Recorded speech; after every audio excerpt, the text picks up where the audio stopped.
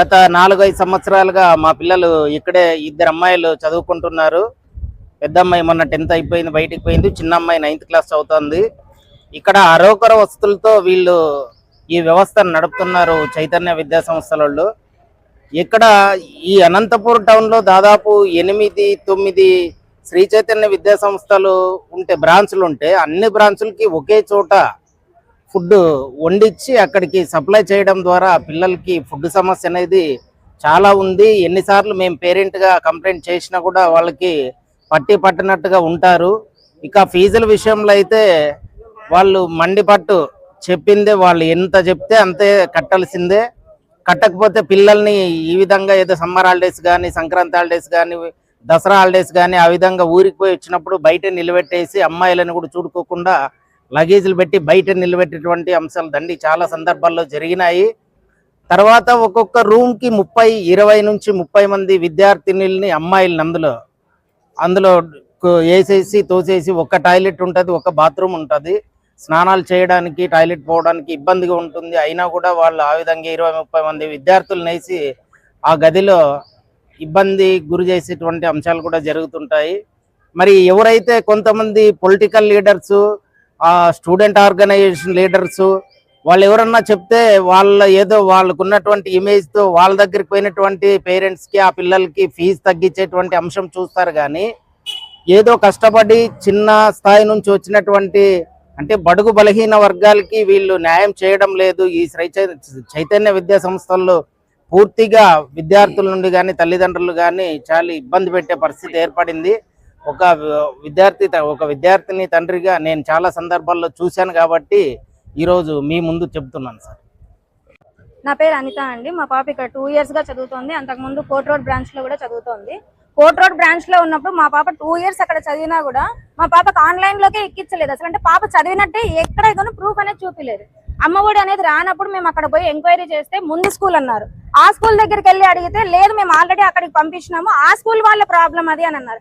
ఇక్కడికి అక్కడికి ఒక 10-20 సార్లు తిప్పినారు. మళ్ళీ ఈ బ్రాంచ్ దగ్గరికి వస్తే ఆ బ్రాంచ్ మాకు సంబంధం లేదు, ఈ బ్రాంచ్ తోనే మాకు సంబంధం, మీరు అక్కడ మాట్లాడుకోండి అన్నారు. అక్కడికి మళ్ళీ తిరిగినాము.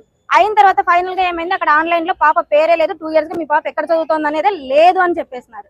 సో మాకు అలా ఆ ఇయర్ అమ్మఒడి కూడా మిస్ అయిపోయింది. వీళ్ళు ఫీజుల మీద ఉన్న కాన్సన్ట్రేషన్, పిల్లల చదువుల మీద కానీ, ఇప్పుడు ఇక్కడ హాస్టల్ మా పాపకి ఇక్కడ యూరిన్ ఇన్ఫెక్షన్ వచ్చి మార్నింగ్ 4 times బాత్రూమ్ లో నుంచి అక్కడ రూమ్ లో నుంచి కింద పడిపోతే నేను ఇంటి నుంచి వచ్చి ఇక్కడ అడిగేంత వరకు కూడా ప్రిన్సిపల్, ఆమె వైస్ ప్రిన్సిపల్ కి తెలియదు మ్యాటర్. నేను వచ్చి అడిగితే అవునా మేడం పడిందా అని, అప్పుడు వాళ్ళ పిల్లలు నేను అక్కడ మేడం ఉంటారు కేర్ టేకర్స్ వాళ్ళని పిలిచి అప్పుడు అడుగుతున్నారు పడిందంటే, అవును మేడం పడిపోయింది అమ్మాయి అని వాళ్ళ ఫ్రెండ్స్ అంతా చెప్తూ ఉంటే అప్పుడు ఆమె చెప్తోంది అవును మేడం పడిపోయిందంట మీ అమ్మాయి. ఇంకా ఏం కేరింగ్ తీసుకుంటున్నారు సార్? 60,000 అమౌంట్ ఖర్చు అయింది సార్ నాకు మా పాపకి యూరిన్ ఇన్ఫెక్షన్ వచ్చి. అసలు ఆ వాష్రూమ్స్ బోర్డులు కూడా లేవంట సార్. అమ్మాయిలు ఉండే హాస్టల్స్ లో బోర్డులు కూడా లేకోకుండా ఇట్లా పెడితే ఏం మేనేజ్మెంట్ సార్? 40,000 50,000 కట్టమంటున్నారు. సరే మేము కడతాం, కట్టడానికి ప్రాబ్లం లేదు, ఫెసిలిటీస్ లేదు. 50,000 కట్టాలంట sir, only card booking. Already మా పాప ఇక్కడ చదువుతోంది, ఆల్రెడీ వాళ్ళ కార్డ్ ఒకటి అలాట్ చేసి ఉంటారు కదండి సార్ లాస్ట్ ఇయర్. ఇప్పుడు మళ్ళీ ఫ్రెష్ గా కార్డ్ అలాట్ చేయడం ఏముంటుంది? ఇయర్ కి వాళ్ళు ఫస్ట్ మేము వచ్చి అడిగినప్పుడు 1,09,000 చెప్పారు సార్ టోటల్ గా. మళ్ళీ మేము వేరే వాళ్ళ ద్వారా వచ్చినప్పుడు తగ్గించినారు, 45,000 అన్నారు. అంతా అయిపోయిన తర్వాత లాస్ట్ లో పాపని హాస్టల్ నుంచి ఇంటికి తీసుకెళ్లేటప్పుడు వచ్చి ఇంకా మీద 28,000 బ్యాలెన్స్ ఉంది అంటున్నారు.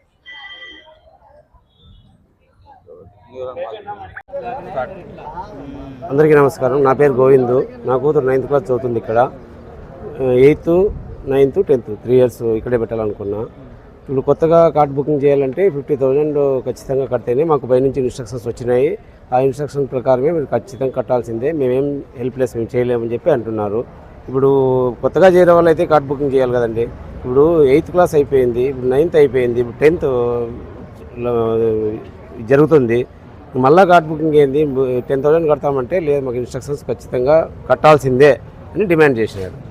ఇప్పుడు అక్కడ 30 మంది 40 మంది ఒక రూమ్లో ఉంటే ఆడ మొదటి రోజు మా బాబుని 8th లాస్ట్లో కొంచెం లేట్గా జాయిన్ చేయించాను సార్. నేను చేయించినప్పుడు ఫస్ట్ టైం పైకి వదిలినారు, మళ్ళీ ఫస్ట్ టైం పైకి పోతే చాలా ఇబ్బందికరంగా ఉంది. ఆడపిల్లలు కదా, ఎట్లా అడ్జస్ట్ అవుతున్నారో తెలియదు. కానీ మనం ఊరికే పేరెంట్స్గా ఫీజులు మాట్లాడుతున్నాము, కడుతున్నాము, చేస్తున్నాము, వాళ్ళు చెప్పడం లేదు. వాళ్ళకి అట్టుండే ఇన్స్ట్రక్షన్స్ పిల్లలకు కూడా వాళ్ళ దృష్టి తీసుకున్నారా మీ పిల్లలు? చెప్పినా, అన్ని విషయాలన్నీ చెప్పినాం వాళ్ళకు. అదిగో చూస్తామండి చేస్తామండి అంటారు, కానీ ఇయర్స్ గడిచిపోతున్నాయి కదా. పిల్లలకు కనీస వసతులు అనేది ఉండాలి కదా. ఇప్పుడు ఏదో గవర్నమెంట్ స్కూల్లో కూడా టాయిలెట్లు గడకపోతే ఖచ్చితంగా వాళ్ళపైన పనిష్మెంట్ ఉంటుంది. ఇంకట్లా ఇక్కడ ఎట్లా ఉన్నా కూడా లక్షల ఫీజుల్లో కట్టినా కూడా ఇంత ఇబ్బందికరంగా, ఇంత వసతులు లేకోకుండా, బాత్రూములు గడియలు లేకోకుండా పిల్లలు ఎప్పుడో తెల్లవారం నుంచి బకెట్లు పట్టుకొని క్యూలో నిలబడి, ఎందుకంటే టైం అవుతుంది, నీళ్ళు సరిగా రావు, స్లోగా వస్తాయి, స్నానం చేయాలన్నా లేట్ అవుతుంది అనే కోణంలో ఎన్నో కోణాల్లో వాళ్ళు కంప్లైంట్ చెప్తున్నారు. మేము కూడా అన్నీ పట్టించుకోకుండా కొన్ని వదిలేసినా కూడా మినిమం కనీస వసతులు లేకపోతే ఇంత ఫీజులు కట్టి ఇబ్బంది కదా. ఇది ఈ స్కూల్ యాజమాన్యం అది గుర్తించమని మేము ఎన్నోసార్లు డిమాండ్ చేసినాము. అది పండగకి ఊరికి వచ్చినప్పుడల్లా ఫీజులు డిమాండ్ చేస్తున్నారు, కడుతున్నాము, పెడుతున్నాము, అన్నీ చేస్తున్నాము, కానీ వసతులు మారడం లేదు. కాబట్టి ఆ వసతులు మారి కొంచెం వీళ్ళకు ఫీజుల విషయంలోనూ, పేరెంట్స్కి సహకరించే విషయంలోనూ, ఇప్పుడు పేరెంట్స్ అంతా డబ్బు కడితేనే మీరు యాజమాన్యం నడిపిస్తారు, లేకపోతే నడవలేదు. అట్లాగే మీరు పేరెంట్స్కే ఇష్టం వచ్చినట్టు మాట్లాడుతున్నారు. మినిమం కనీస గౌరవం లేదు. పేరెంట్స్ మాట్లాడితే లెక్క లేదు, జమ లేదు. ఇంకెట్లా ఇప్పుడు కట్టే వాళ్ళనే మీరు అంత దరిద్రంగా చూస్తే ఎట్లా? కాబట్టి మీరు బిహేవియర్ మార్చుకున్న తర్వాత ఫీజుల విషయంలో కొంచెం రీజనబుల్గా పోతే ఎవరు కామెంట్ చేయరు. మీరు చదువు చెప్పే విషయంలోనే ఎవరు పెద్దగా పట్టించుకోవడంలే, కొంచెం మా పిల్లలకు రాకపోని పెద్దగా పట్టించుకోవడంలే. మేము కట్టేది కడుతున్నాము, చేస్తున్నాము, అయినా కూడా మీరు ప్రతి ఇయర్ కార్డ్ బుకింగ్ పేరు, బుక్స్ అవన్నీ జరుగుతూనే ఉన్నాయి. విపరీతంగా డ్యామేజ్ అవుతుంది. మాకు బుక్స్కి 10,000 డిమాండ్ చేశాను. నేను ఇంకా కట్టలే. ఫీజు, కార్డ్ బుకింగ్, బుక్స్ అన్నీ ఒకటేసారి అంటే ఇబ్బంది కదా. అది కూడా ఇప్పుడు 10,000 10,700 చిల్లర చెప్పారు బుక్లకు కూడా. ఇప్పుడు కార్డ్ బుకింగు, బుక్స్ అన్నీ ఒకసారి అంటే ఎట్లా? ఏ ఫాదర్కి కొంచెం ఇబ్బంది అన్ని రకాల. ఇప్పుడు కార్డ్ బుకింగ్ లేదంటే బుక్స్ కట్టేయచ్చు. అది ఇప్పుడు స్కూల్లో ఉంటారు, నెక్స్ట్ అంతా కట్టే కదా మేము బయటికి పోవాల్సింది.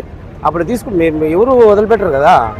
మధ్యలో పండగలకు వచ్చినప్పుడల్లా కడతాము, కానీ ఇప్పుడు ఒకటేసారి కార్డ్ బుకింగ్. ఇప్పుడు మేము 50,000 కార్డ్ బుకింగ్ కట్టాలంటే అవుతుంది చెప్పండి. లేకపోతే ఇబ్బంది కదా అది. ఆ కోణంలో వాళ్ళు ఆలోచన చేయడం లేదు.